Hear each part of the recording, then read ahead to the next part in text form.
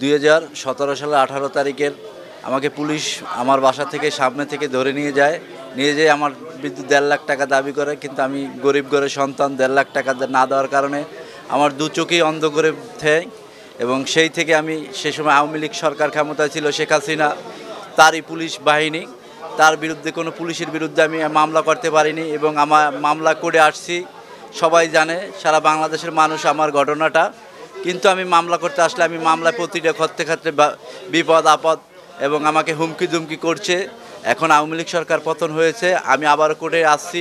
কোর্টের কাছে আমার দু চোখ হারানোর বিচার নিয়ে আমি আমার দু চোখ হারানোর বিচার চাই এবং ডক্টর ইউনূসের স্যারের কাছে আমি সুস্থ বিচারটা দাবি জানাচ্ছি।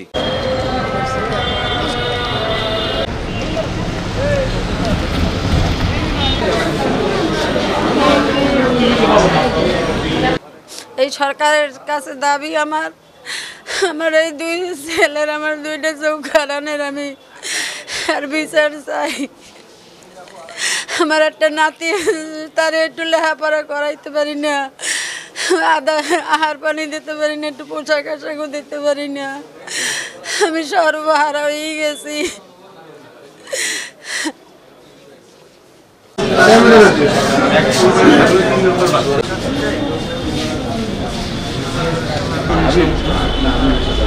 বাড়ি কি বরিশাল না আপনাকে বেড়াইতে আসতো না।